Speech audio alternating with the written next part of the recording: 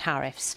For more, Archana Shukla has travelled to the heart of India's shrimp export operation in Andhra Pradesh state and joins me live now. Archana, tell us more. Well, nearly 45% of all the frozen shrimp that America imports comes from India, and it comes from factories such as these. It's been a crucial trade link between the two countries, and it's also an important economic lifeline for this region on India's southeastern coast, Andhra Pradesh. I'm in this town called Bhimavaram. But the impact of the 50% tariffs are visible here. Most of the frozen shrimp shipments are in cold storage, and it has crippled this multi-billion-dollar industry. I saw the local impact of this global trade deadlock right here.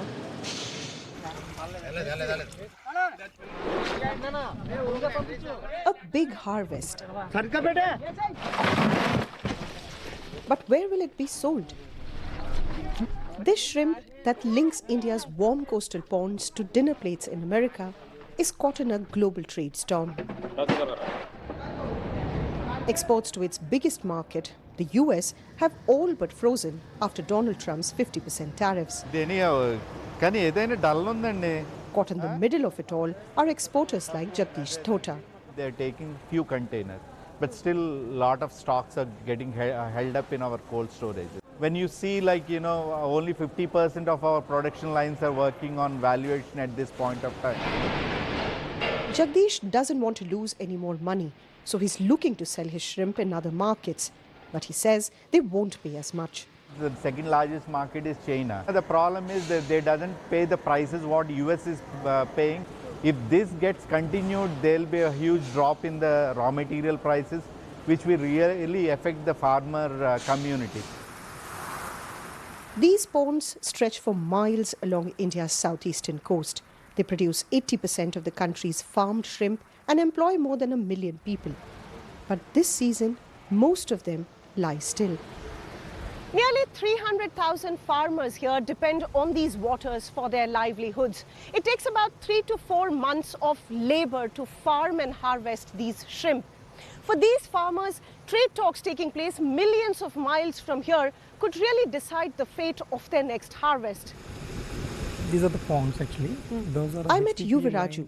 He's farming only half his ponds this season because it's simply unaffordable. The cost of the feed has also increased. Apart from that, the electricity, the fuel charges, the labor cost, we are taking the loans against our property and doing the culture.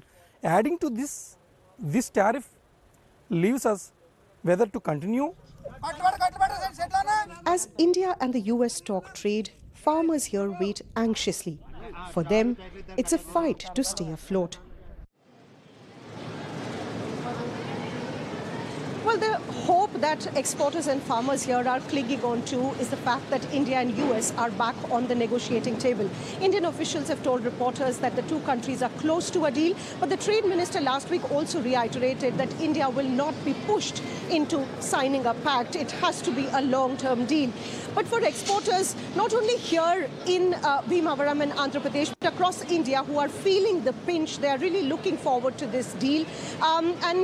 With the changing geopolitics, with Donald Trump's East Asia visit and sanctions on Russian oil, which is one of the red lines that the US has been pressuring India on, it seems the signals are going ahead that India and US are inching closer to a deal, but then it isn't until it is signed. Thank you very much, Archana Shukla, there for us. Well, let's stay with seafood.